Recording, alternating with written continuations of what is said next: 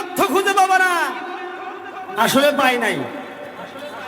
ওনারা তো আল্লাহর ওলি, বুঝেন না? আল্লাহর ওলিরা কিছু কথা বলে এলহাম মাধ্যমে, এলহামে কিছু কথাবার্তা ওনারা বলতে পারে। আল্লাহ রাব্বুল আমিন সকলকেই যেন দ্বীনের খেদমতে কবুল করেন। আমি একটা আয়াত তেলাওয়াত করছি। আল্লাহ রাব্বুল আমিন এই আয়াতের ভিতরে বলছেন, প্রেক্ষাপট রয়েছে কিয়ামতের দিন তিন শ্রেণীর ব্যক্তির সঙ্গে আল্লাহ রাব্বুল আমিন কথা বলবে না, দেখা করবে না, সাক্ষাৎ করবে না, মুখ ফিরিয়ে নিবে।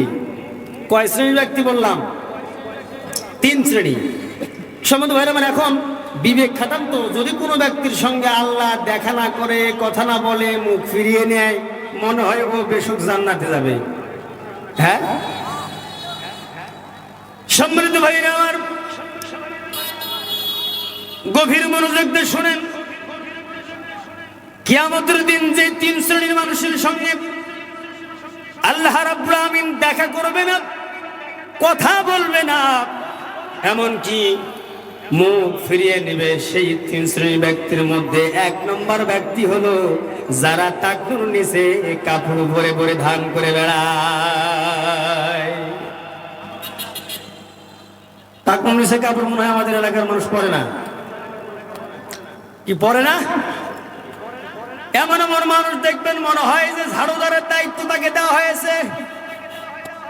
ভুড়ি হলো তরমুজের সাইজ, ভুড়ির নিচে এই জায়গায় কোন মতো লজ্জাস্থানের উপরে বেষ্টনী দিয়া নঙ্গির কিরা মাইরা এমন ভাবে নঙ্গি সেটা নিচে মেলায়া দেয়, ভাবলে ঝাড়ুদারের দায়িত্ব নিয়েছে, কিন্তু সে বুঝতে পারছে না এই পাপাচারের জন্য, এই পাপের জন্য কিয়ামতের দিন আল্লাহ রাব্বুল আলামিন ওই ব্যক্তির দিকে নেক নজরে তো দূরের কথা, ভালো নজরে তো দূরের কথা, ঘৃণার নজরেও আল্লাহ রাব্বুল আলামিন ওই ব্যক্তির দিকে তাকাবে না।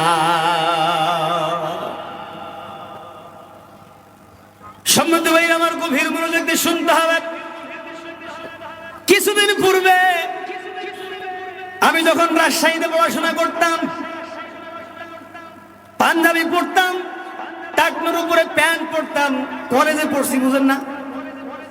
টেক্সটাইল ইঞ্জিনিয়ারিং পড়াশোনা করেছি। ওই সময় যখন আমি পাঞ্জাবি পড়তাম, প্যান্ট টাকনুর উপরে পড়তাম, মেসের মালিককে খবর দেওয়া হলো এই ছেলেটা মনে হয় ছাত্র শিবির করে, নতুবা কেন টাকনুর উপরে কাপড় পরিধান করে, এর পিছনে গোয়েন্দা লাগাই দেন। সম্মানিত ভাইরা আমার, গভীর মনোযোগ দিয়ে শুনবেন। কোন একজন ব্যক্তি যদি জাহান্নামের আগুন থেকে বাঁচার জন্য যদি টাকনুর উপরে কাপড় পরে, আর তাকে যদি তকমা লাগাতে হয় ছাত্র শিবির করে, পৃথিবীর জমিনে আর যাই হোক ছাত্র শিবির করলে পারে জান্নাতে যাওয়া যাবে, এই প্রমাণ হলো তারাই দিয়ে দিয়েছেন। যারা বলেন ঠিক না ব্যাঠি? আবার বলছে তো পাঞ্জাবি পরে।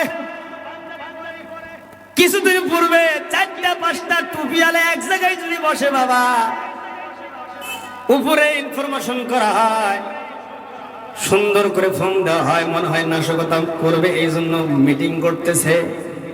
কি এরকম ভুক্তভোগী মনে হয় এখানে লোকজন নাই? সম্মানিত ভাইরা আমার, এখন টুপিওয়ালা 100 জন যদি বসে থাকে, সেখানে ওই লোকগুলোই কিন্তু যায় এমন ভাবে সালাম মারতেছে বাবা, মনে হয় ওর মামা তো দুলা ভাই। সম্মানিত ভাইরা আমার, আলোচনা করার খুবই ইচ্ছে ছিল, কিন্তু সময় এত স্বল্পতা, এত সংকীর্ণ সময়, এই সংকীর্ণ সময়ে কথা বলা সম্ভব না। আমি 3টির ভিতরে আয়াত তেলাওয়াত করেছি। আয়াত তো ভালোভাবে ওইভাবে আমি বলতেও পারি নাই, মানে আয়াতের ভিতরে ঢুকে যে আমি ব্যাখ্যা করবো এটা সময়ই নাই। আজান হয়ে গেছে, আজান এখনই আজান শুরু হবে। তারও 2টি রয়েছে। কোন আরো 2 ব্যক্তির সঙ্গে আল্লাহ রাব্বুল আমিন কিয়ামতের দিন কথা বলবে না? যদি আল্লাহ রাব্বুল আমিন কখনো কোনোদিন সুযোগ করে দেয়, আল্লাহ রাব্বুল আমিন যদি সুযোগ দেয়, তাহলে এই বাকি আলোচনা এবং কথাগুলো বলবো ইনশাআল্লাহ তাআলা। বলেন আমিন, জোরে বলেন আমিন। আল্লাহ রাব্বুল আমিন আমাদের সকলকেই কবুল করুন। আসসালামু আলাইকুম ওয়া রাহমাতুল্লাহি ওয়া বারাকাতুহু।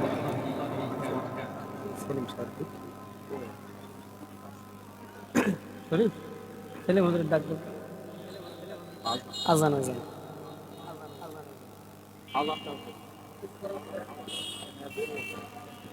যাদের ওজু নেই আপনারা সকলে উজু করে আসেন। আজান